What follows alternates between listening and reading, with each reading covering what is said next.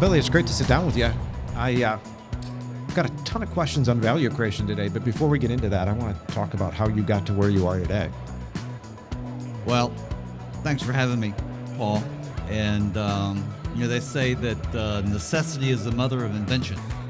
And in late 2009, it was necessary for me to find my next opportunity because I've been fired from the last two, including a company I founded. And I was fortunate that I was sought out by an entrepreneur by the name of Joe Dunn, who had a fire contracting business called Dunwell. And they had innovated inside of that business with some technology that made it easy for the customer to see the value they were adding with their kitchen exhaust cleaning and with their suppression work. And the business was doing really, really well at a hard time. And so clearly they were doing something right. And I looked under the hood and said, well, this is an interesting innovation. This idea that you can show your customer something that, generally speaking, feels like voodoo to them, but that you've actually added value. And so they built their own software, is that what you're saying? They did. They had built a system that had them stand out in the market. And Joe's interest was, gee, maybe there's another business here other than the contracting business. I came from a software background, and he said, would you look at it and tell me if you think it's interesting? And I looked around the market. Building Reports was actually in the market at the time, but there wasn't a lot of other things for the contractor to maximize the value of their labor force or to maximize their relationship with the customer. It was just accounting applications, construction accounting applications. And I said, well, there's definitely a need. How do you want to set this up? And he said, why don't you join us here while you build a team out? And I did that. And in 2012, we sold that business to Cintas, and Cintas became the first customer of a new company called Service Trade. And Service Trade basically exists to help contractors use technology to become more important to their customer and to grow their business, which is your value creation story. Well, if I remember correctly, prior to this, you were a software guy. Did you start your career at Red Hat? Is that where you started, or was that? Well, I started my career with GE, but I got into the software business in 1998 with Red Hat, and I was an early employee at that company. Of course, I think most people know the story. Huge success story, open source software. One of the biggest transactions in software, sold it to IBM about 6-8 years ago for about $34 billion. So great success story. And I was there when it was a little $5 million company. So I kind of cut my teeth in software in the infrastructure space, but I got the bug of sort of being an entrepreneur by being in that early stage company and all the excitement that it generated when it was doing well. And I was a part of that, part of a great run. And so then I founded a new company after that and had a lot of hype and raised a bunch of money, and it was a dud. Well, I guess Red Hat was a dud at some point in the late 90s, right? It felt like it. And there's, Paul, the world is full of 15-year-old overnight successes. It really takes a lot of work to create something super valuable, and it almost never happens overnight, but that's okay because it's a lot of fun along the way as well. So, at Service Trade, Cintas became the first customer, right? And this was back in 2012? September of 2012. 2012. Okay. So then, where'd you take the business from there? Well, in 2013, we began selling a generally released product. Cintas kind of had a special version that was part of the old company. And we sold 30 customers in 2013. We sold 70 customers in 2014. We sold about 100 customers in 2015, almost exclusively fire and life safety customers. A lot of the household names that you would hear or you'd see walking around the floor here have been our customers since about that time. I just saw Tommy Clements from VSC. They've been our customer since 2015. I saw the Fire Troll guys with their booth over here. They've been our customer since about 2016. I saw the folks from Marmick walking around the show here. Cintas is still a customer. And so, we have, in the fire space, we probably have about 600 customers now that are fire and life safety customers. And we sell exclusively to fire and life safety and the mechanical trades mostly. And the great news for all of the contractors here is that a space that when I began, nobody wanted to talk to me. Nobody in the capital markets wanted to talk to me about, Yep. Investing in it or funding it.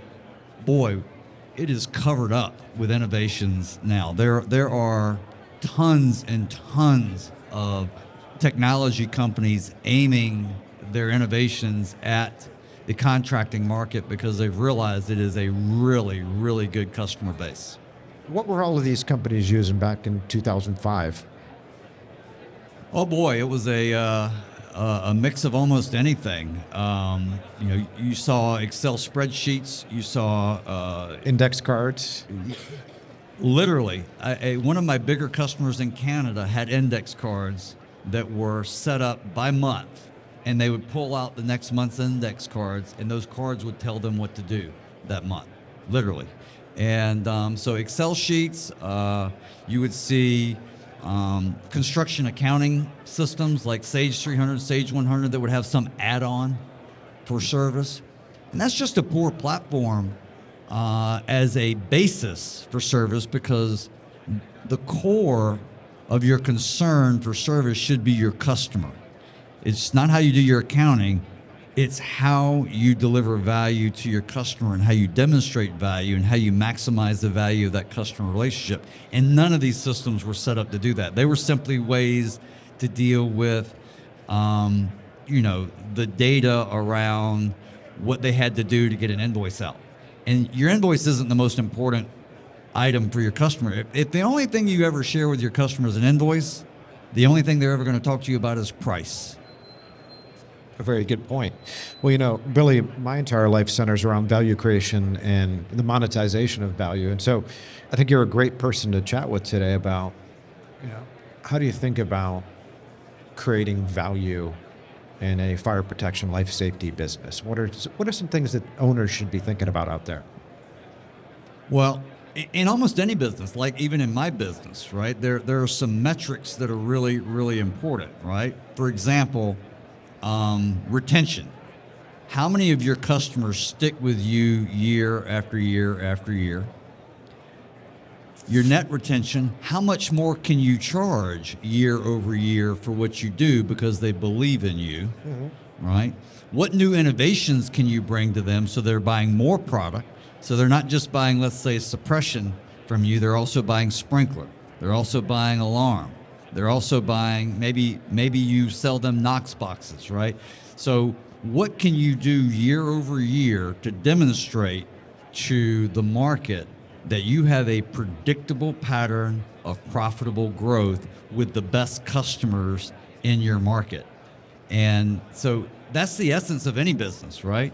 How well can you demonstrate proof in the past of what's likely to happen in the future because you've got a track record of retention, you've got a track record of upsell, you've got a track record of price expansion, and your customers stick with you through that because you're the most valuable provider. So how do you do those things? Well, I mean, number one, probably the start is the way you don't do it is... Let's start there. The way you don't do it is simply show up when something's wrong, when something's broken, and the only thing you share is an invoice, right? That's the wrong way to do it. So, I tell a lot of these folks, I ask them, do you think your customer cares about code? And I'll say, I'll give you a hint, they don't, right? Your customer really does not care. Your customer cares about risk, right? Yeah. Risk of business disruption, risk of loss, that's what your customer cares about. So what is it that you're doing to demonstrate to them that you've got their risk under control? And it's not an NFPA 25 inspection form. It's not an NFPA 17A inspection form. It's none of that.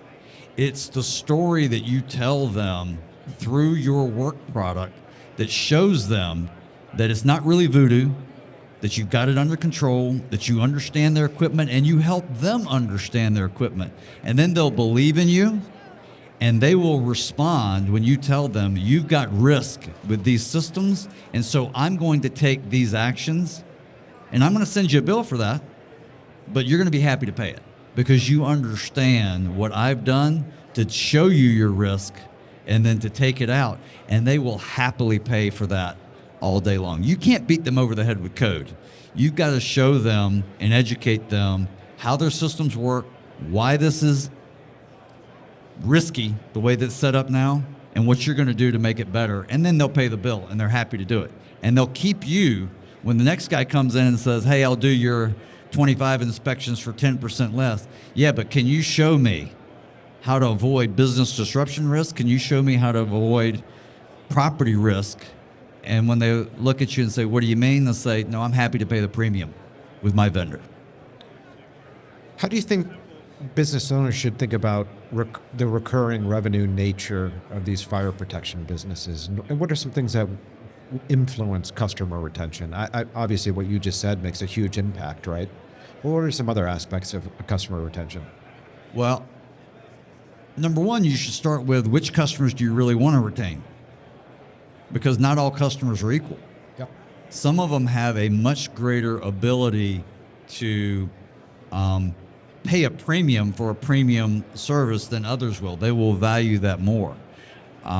So number one, you need to focus on the best customers in your market.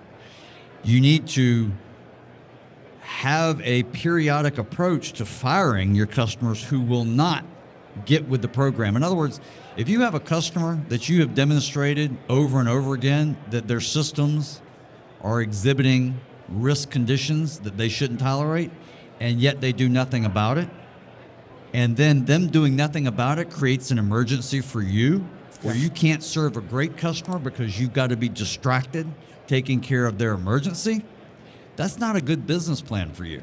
So you need to fire those customers who won't get with the program, and you need to focus on the customers who will trade capital for labor efficiency on your part. They will trade capital for risk such that you're not dealing with unplanned work. It's very, very difficult to optimize a schedule for unplanned work. Whereas if your work is highly planned and highly curated, you can optimize the outcome or the output that you deliver with your scarce labor to have the best outcome for your customer and have the most predictable outcome for your business. And that's what the next owner wants. They want a book of business that's highly predictable, ideally at a premium price point with a premium customer set. And so you should always be selling better customers, you should always be firing the worst customers, and you should always be grading them based upon their ability, their willingness to get with the program to take risk off of both you and them. You talked about pricing a little bit ago, and obviously we've had some significant inflation in recent years. When you look at the customer base of Service Trade, your clients, what sort of price increases are these folks able to push out into the market in recent years? Well, we have encouraged all of them to be reasonably aggressive with those price increases because they're facing increased costs. The customer needs the service, and generally speaking, there is a pretty big imbalance between the amount of demand that's out there that's very, very high and the amount of labor to service that demand, which is relatively scarce. So if your brand can attract high quality labor, you need to leverage that in the market with premium pricing because they can't just get that from anywhere. So if you're doing a great job, you do have quite a bit of pricing power. But that pricing power only is durable when the way you deliver the service is transparent. You're not beating them over the head with code. You're showing them the risks they face. You are helping them do capital planning. You know, if you get in front of the capital cycle saying, hey, we should be replacing this equipment before they've actually done their capital plan, there's a good chance that they might budget you in. So I would say, you know, be reasonably assertive about your pricing practices, but you have to have the ability to show the value in the way you deliver the service on the other side. And most of that value comes in helping the customer understand their risk and to show them ways to trade capital for lower labor, less labor content, and to trade capital for lower risk. And most of them will do that. You know, Billy, yesterday you said something that stuck with me. You talked about, just a minute ago, you were talking about supply and demand, and you also yesterday mentioned that you're long the trades due to this supply-demand disequilibrium. So let's talk a little bit about that and what you think kind of long-term here in the trades. Well, I said a minute ago, if you've got a strong brand that can attract high-quality, skilled labor to you, you occupy a terrific place in the market because the amount of demand for that labor far outstrips the supply. So I'm generally long on the trades because I think that's going to be a durable trend. I don't think that the supply-demand imbalance is going to be cured in the next 10 to 20 years. I think you know, we've got a little bit of a marketing problem, in particular here in the U.S., in that the work associated with the trades has generally not been sexy, if you will. I think it's becoming more so. I think people are looking at the opportunity to go to work and earn, and some of these younger kids are saying, well, you know, if I like to work, that's a pretty good career. But historically, the narrative was, you know, 4-year college education, and there's nothing wrong with being educated, right? I'm very well educated, and I'm thankful for it. But educational achievement doesn't necessarily correlate with economic or vocational outcomes. And a lot of these folks are learning that. And I'm even seeing, you know, some folks that could be on a heck of a track with, you know, top tier schools and everything, actually electing, no, I'm going to go in a different route and I'm going to get busy in the market for something that I can be good at, a trade, if you will. And that's going to be my path. And that path has been super successful for a lot of the folks that are here in this building today. And I think that's going to continue. But we've had a marketing problem in the U.S. that the trades were generally looked down upon. People also often use the term, I failed into my trade and I failed into my success. Right. I couldn't get into the school I wanted to get into, so I failed into the trades. Well, you know, pretty dang good place to be these days. And I tell people, I failed at my last 2 startups before this one. I was fired from them. And sometimes failure leads to a pretty good outcome. Well, you've been in this industry for a long time. I mean, when you think particularly about fire protection, what's your overall outlook for this specific industry? Well, the U.S. leads the world, generally speaking, even the developed world, in the deployment of high-quality systems to minimize the risk of property loss and minimize the risk of life loss. So you have to believe that some of these up-and-coming economies, whether that's India, whether that's Brazil, whether that's Mexico, ultimately are going to rotate into more and more sort of, I would say, forward or better deployment of equipment and systems and processes and procedures to improve or lower the risk of property and life loss. Now, I'm not sure how that helps the U.S. contractor because I'm not certain. I think most of the contracting business is local business.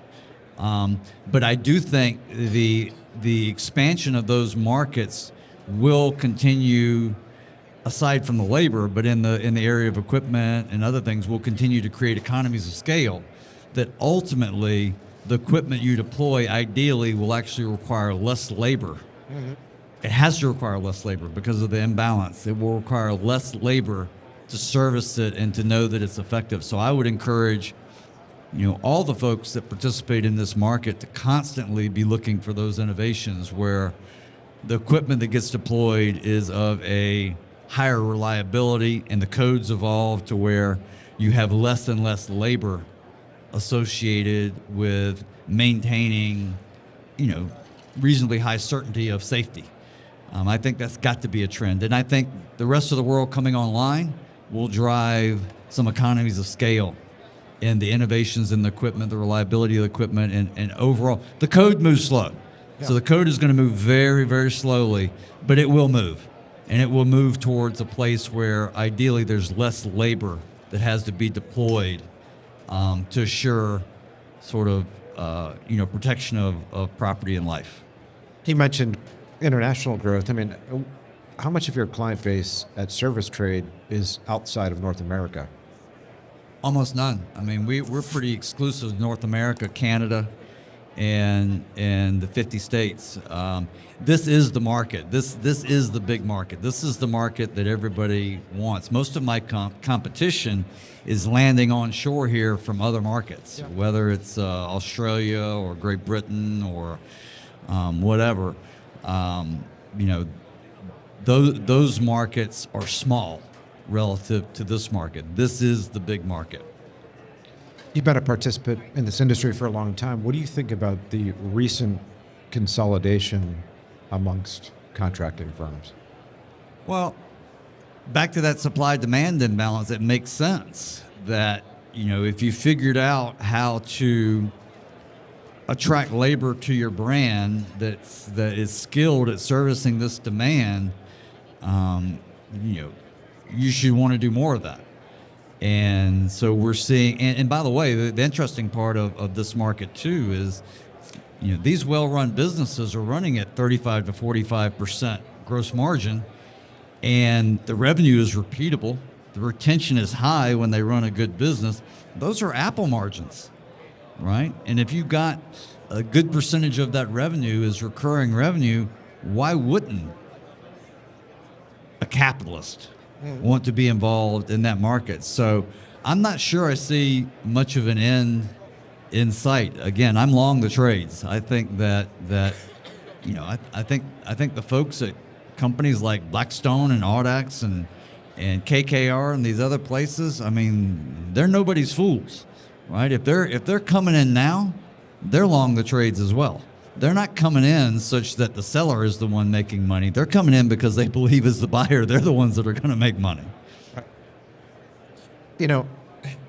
At Service Trade, you guys deal with a lot of firms that are using kind of home cooked software systems and index cards and all sorts of stuff. I'm curious about when you get a new client that's basically doing everything in-house and they get on Service Trade, what sort of improvements are they seeing in their business over time after having gotten on the software?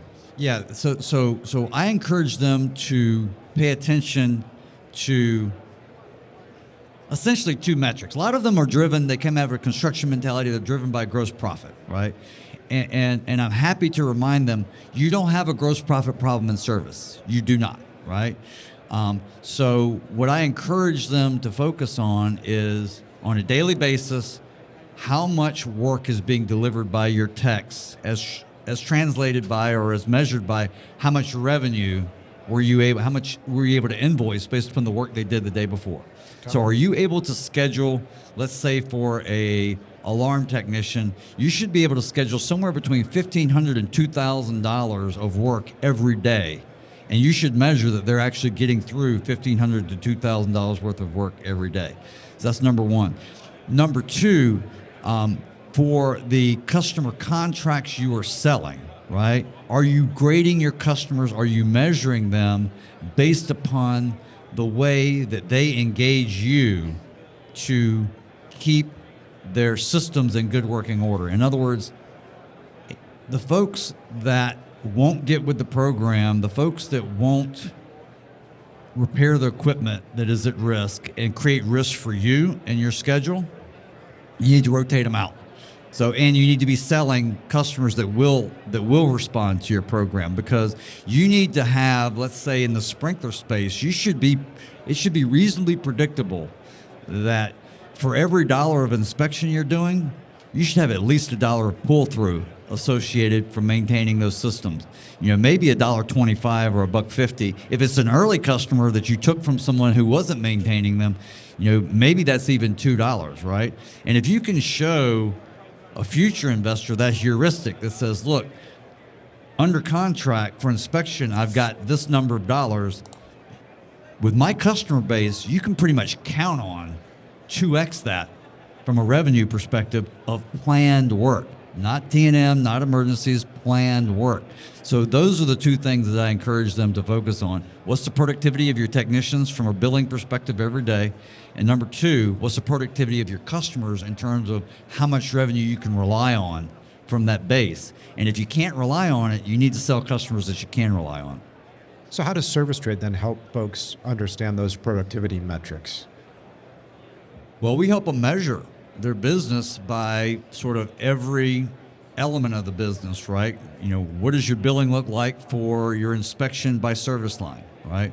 What does your billing look like for planned repairs by service line by customer? What is your what portion of your work was work that you did on an emergency basis that made you scramble your schedule to respond to somebody? And generally speaking, all of your customers you should be measuring how well your customers are rotating into planned work and rotating out of unplanned emergency work. If they won't insulate the north walls of their building and they're constantly having broken pipes, that's bad for you and them, right? If they don't get that north wall insulated when the winter comes around and they get a cold snap, get rid of them.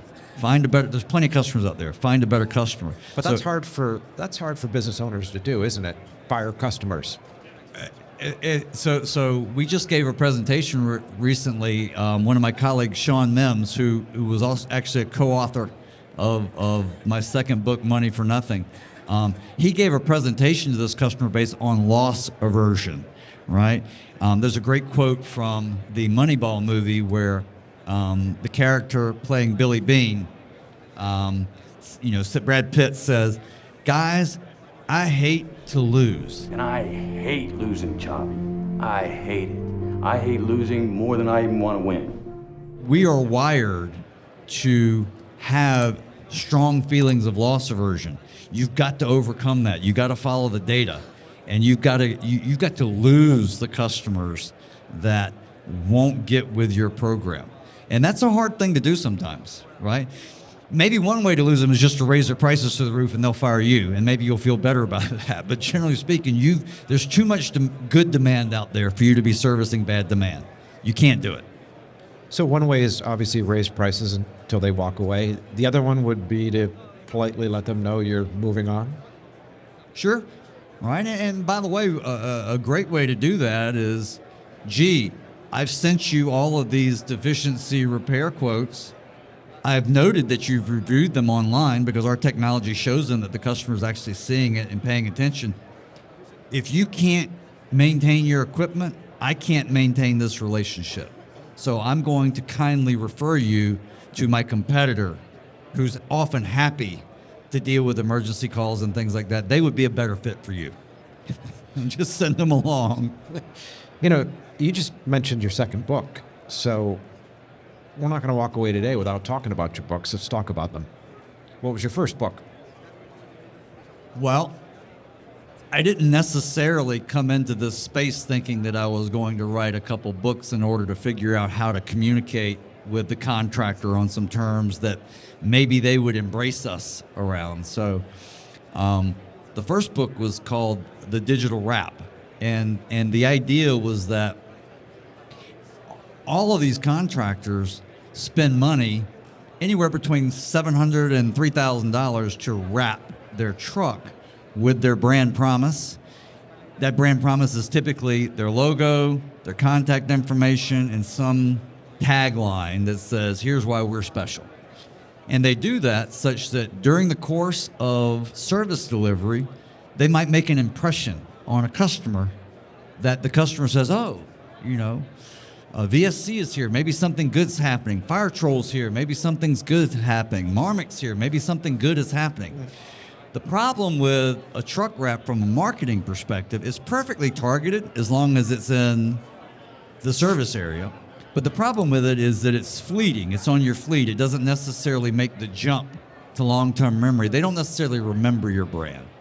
Well, during the course of service, your technician, particularly now in the age of smartphones, is creating a ton of digital records, right? GPS clock-ins, en route notifications.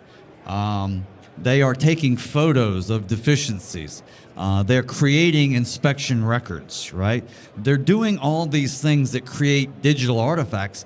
And those, if you can turn them back to the customer online for the customer to review, for the customer to respond, for the customer to forward, then you have created an impression with the technician's work online that didn't require a marketing person to write a blog or anything like that. But that impression is meaningful to your customer. So that's the definition of your digital wrap.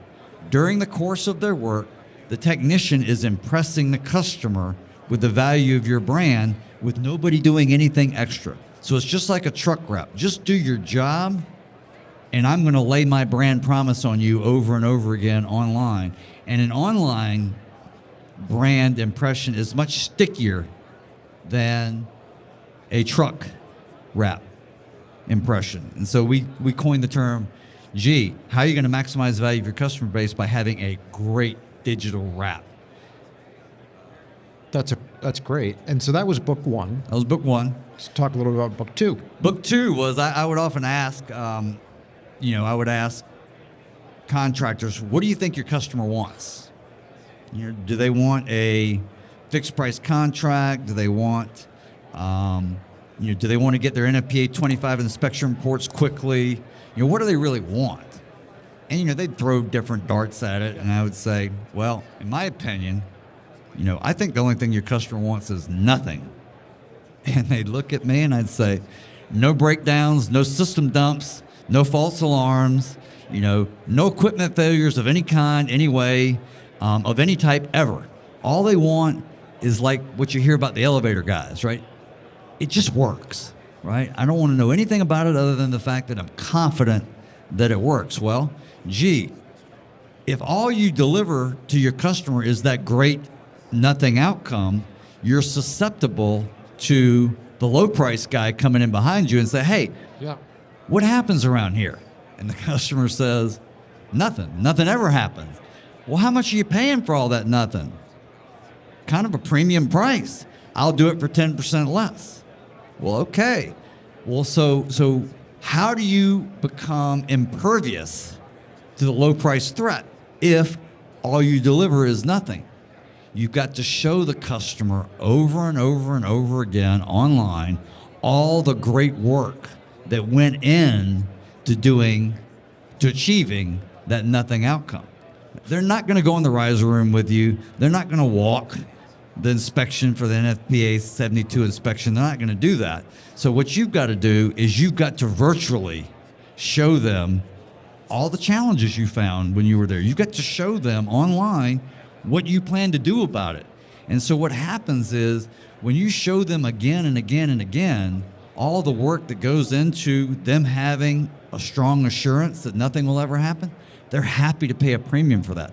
But if you don't show them anything, you can't charge them a premium. So you've got to show them. And so that's how we coined the whole idea of money for nothing. It was actually based on the Dire Straits song where you had this comparison between the rocker, right, Dire Straits, and you had the blue collar guy who was saying, why is it that the rockers get the girls? Why do they get the money? Well, they've got a better business model than a lot of the blue collar guys because they're selling what makes us feel good.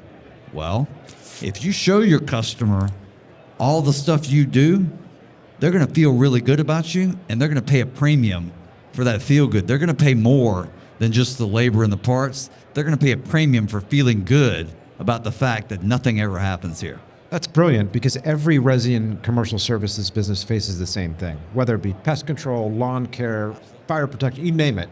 If they're paying for nothing, they don't want to have the problem. And how Pest control, no rats, no roaches. yeah, it's just the absence of a problem, and people start questioning, what am I paying for, right? I don't have a problem. Why do I have to pay you? And it does make you subject to price competition. So what are some simple things that you talk about demonstrating to your customer what it is that you're doing? What are some very basic and simple things that businesses can do to communicate that? I'm sure anyone who has teenage child or is around a teenager or early twins has noted the popularity of TikTok as an example, right? Back in the day, it started with photos, Facebook, photos. Now it's evolved to video, right? So the simplest part of advice I can give you is get your technicians dialed into the idea that when they see something, good or bad, they need to video document it as to what's going on, and you turn that back to your customer. And those little vignettes, those things will ground them in the reality that you're facing, and they will embrace that reality with you. If you think you can do it with comments, if you think your texts are going to type out a bunch of stuff, you're wrong. So just get them. And by the way, this whole generation coming up now is all about video, right? If you can please just get your technicians to video document the things that are important to the customer, and you can turn that back to your customer, that's probably the single biggest thing you can do to become more valuable to your customer and to pull them into the story of how you're delivering value for them. And if you'll just do that, you'll find they will respond. They will engage with you. They will pay you a premium. You take your car to the shop these days. At the end of the visit, you get a video back from them that says, hey, I got your hood up. I'm looking inside of your air filter. It's a little bit dirty. We're going to go ahead and change that out. I've checked your brakes. And they show you the measurement on the micrometer where they measured the amount of life you got on your brake. They pulled you in. If they're doing that, you darn well better begin doing it as well. You go to the dentist now. They don't just show you the x-rays. They show you all the photos of the inside of your mouth, right? People are becoming conditioned to seeing the story of what's going on. So if you can do one thing, it's videos. If you can't get them to do videos, at least get them to do photos. But videos, if you can get them to do videos, I would say that's the number one thing that you can do to become more valuable to your customer. I have a question on that. You talked about, you go to the auto shop, they take a video, that's their location, right? That's their commercial establishment. They got video in there. I do hear business owners getting concerned sometimes nowadays with the proliferation of technicians and employees having phone cameras and so on and so forth, and concerns about video in somebody else's location, right? You're going out to service a place. Are there any concerns about taking videos? In some cases, for some locations, huge concerns, right? There are certain places where you can't take your phone with you. So, you know what? Those are special circumstances customers, right? That's not run of the mill. And those are probably really good customers to have. And I would actually engage with the customer in that case and say, hey, let's figure out how to do what I need to do anyway. And maybe it's on your private network. Let's find a way for you to have what you should have while maintaining the security protocols that you absolutely demand. Let's figure that out, right? Instead of just I can't tell you how many times I have customers tell me, oh, my customer won't do this, won't do that, won't do the other thing. I said, well, have you pushed back, right? Respectfully, right? Not push back respectfully and say, hey, we need to solve this because I can't give you the kind of value you deserve if you insist that we can't take advantage of some technology and some other things. So let's figure out how to do that. I remember way back in the early days of Red Hat, I had a boss, the COO of the company, who was building a house, very nice house. The house was $100,000 over budget on the flooring alone, building a crazy, crazy nice house. And we had this IT guy from Red Hat who said, he was talking to him about wiring the house with Cat 5 and all the other stuff. I said, Tim, you shouldn't do a lot of wiring. You should mostly have everything be wireless. The IT guy said, "That's not secure. Somebody will hack that." And I looked at the IT guy and I said, "Tim, if you listen to this idiot, you're as big a fool as he is." I said, "Everything's going to be wireless." Right? But yet again, somebody says something, you just take it for gospel. No. No, the world's full of idiots, right? Push back. Push back. Try to find a respectful way to get them the value they deserve, while you also get the motion that you need to have to do the business effectively. Sometimes you won't get any compromise. But a lot of times you'll find somebody that's willing to collaborate with you so that you get what you need in your work motion and they get what they need in their work product that comes out. But you gotta push on it a little bit. And sometimes you won't get anywhere, but you should always push and see what you can get. Do you have a third book on tap? I do not have a third book right now, but if I did, I just gave a talk at our last Digital Wrap conference, and a lot of people everybody's talking about AI, right? AI, and I showed them some video clips from the 1984 movie, The Terminator. So the Terminator was perfect AI, and James Cameron had to demonstrate that this was actually a machine. And I don't know if anybody remembers how he did that, but what he did was he showed Terminator vision. And in that vision, there was a bunch of like computer text gibberish, flashing through his field of motion. Now, of course, computers don't do that. That was a human. Right. The theater people would call that mise en scène, right? How are they demonstrating through what I'm seeing on the screen the set of circumstances that are being faced? So there was no computer mouse then. There wasn't any of that. And so Cameron had to demonstrate that this Terminator was a computer that was ingesting massive amounts of unstructured data in order to make a decision about the next step he would take to achieve the mission. What was the mission? You remember the mission from the first Terminator? Terminate Sarah Connor. That was the mission. Well, that's right. Right? And so Cameron was talking to us about AI in 1984. And so he demonstrated to the audience through a set of, imagery that this was a walking, talking AI machine. We wouldn't call it AI then, but it was a cyborg and blah, Right. blah, blah. And so there's one engagement in the movie where Sarah Connor is with Kyle. Kyle's the guy that's saving her from the Terminator. And she says, "Look, I'm not stupid. They can't make stuff like that now, this Terminator thing." I am not stupid, They cannot make things like that yet. Not yet. Not for about 40 years. And I just looked at everybody and I said, well, 1984 plus 40, that's 2024. That's now.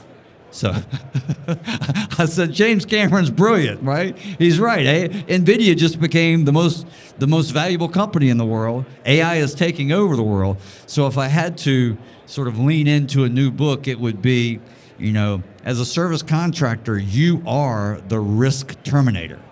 Your job is to ingest a bunch of data, structured and unstructured, have a machine get through all that data, and then you make the next decision for your customer, what you need to do to achieve the mission, which is to eliminate risk for the customer. You are the risk terminator. So if I wrote another book, it would be, how the service contractor becomes a risk terminator for their customer using AI. That would probably be the topic of the book. Well, I love it. Let's talk a little bit about it right now. I mean, AI is such a complicated topic, right? And we've talked to a lot of folks here, and there's a lot of questions like, how do you use, how does the average business owner use AI in his business, right? That was a topic of conversation yesterday. Well, if you go back to that Terminator example, I think AI can become effective if you understand your mission, if you understand what you're trying to achieve with it. If it's just technology, then ultimately I think you'll flop around in it. So first, like I said, I think a great mission statement is how do we terminate risk for the customer using all the data sources we can possibly get access to and running them through a set of machines such that, boy, if I had a human that could spend 1,000 hours running through all those same records, they'd probably come to the same conclusions, but I might be able to get to that conclusion in a matter of a couple of hours with the machines sort of learning and working through it. So I say, number one, settle on what your mission is. Like terminate Sarah Connor, settle on what your mission is, and then go look for the data sets, look for the patterns that you would feed to the machines to try to give you an answer that lets you take the next step in that mission, right? So I'll give you a couple areas where service trade is innovating in order to do that, right? So this idea that, gee, if you gave a technician 3 hours to do a review of a particular piece of equipment and all the service history and whatever, they would probably become pretty smart about that, and they'd probably know what step to take next for that equipment to be better. Well, one of the things that we're releasing is that in our mobile app, the technician can pick a piece of equipment and say, will you summarize for me, AI, the last 4 years of risk, service, and things that I might want to be looking out for. And it turns out it does a really good job of grinding through maybe those 25 service calls, maybe those 400 records associated with that riser, with that alarm system, and giving back, hey, these are generally the things that you should be thinking about while you're here because this has been the history here, and it'll put that in a short, readable paragraph. But again, the mission in that case is to get the technician up to speed quickly, right? So if you settle on a mission statement, you can probably find ways to achieve that using AI. I talked about doing video. AI is really good at transcribing that unstructured video data into structured text. And then you can say, gee, take all of the jargon out, take all of the bad grammar out, and make this a high quality comment for the customer. And AI is super good at doing that as well. So you're saying you got a technician, takes a video, explains the problem, the situation, how it was solved. It's on a video. The technician's not going to take the time to type it up, but he can take 30 seconds to do the video. Now the video not only can go to the client, but also AI can interpret the video, remove the naughty words, remove the jargon, and it's very simple. Here was the problem, here's the solution, here's what we did, so on and so forth. AI can clean it up the same way a good administrator in the office could clean it up by sitting there and listening to it. AI can do that same exact thing very, very effectively. You just got to convince your techs to do more video. Absolutely. Interesting. Now, is service trade able to do that at this point? So we have actually released that capability in what we call early access to a handful of customers. And by September, that'll be, fully enabled inside of our platform. And of course, we're standing on the shoulders of giants, right? Amazon is our, artificial intelligence platform partner. And this is so important to them that getting this feature done, they actually paid us to put it out there. They spent $80,000 for our engineers to work on these features and put it in our platform because they understand once our customers get a taste of it, right, they're going to thirst for more and more and more. And so we're going to be writing bigger and bigger and bigger checks to Amazon for using their AI engine. So they're willing. This market is so important that there's this AI things that the giants are seeding the market to make sure that capability gets out there. Well, at your shop there, how does something like this come up? Did you guys determine, hey, we need to be able to process these videos on behalf of our clients, get it out to their customers. We need to find an AI solution, and then you have a chat with Amazon. Is that effectively how it all works? Well, it starts back just a little bit further than that, in that we've got institutional investors. They are all amped up about not getting tripped up by AI and instead being a leader in AI. So they lean on us to, hey, you better go figure it out because somebody could upend you if you're not first. So go figure out how to apply AI to your market. So it sort of starts there. Then we organize the company with resources that are pointed at solving problems with AI. And so they go out and they brainstorm and they meet with customers and they look at other things going on in the market and they come back with, things that we ought to be examining, that we ought to be innovating in. And then you engage your customers and you show them things and say, which of these things seems to be more valuable to you? Which one would be more valuable? And you've got your own opinions. And that's generally how innovation works as well. There's a set of pure research things that occur. Then there's a set of testing that occurs, and then there's the winnowing process of some winners, some losers, and eventually you end up with durable innovations in the hands of customers who are happy to pay a premium for it. So, but it started with an investment thesis. Russ has said if you don't get there, then somebody else will, and we'll invest, but you better have a plan. Because if you don't have a plan, somebody will upend you. And Service Trade has financial sponsors invested in the business.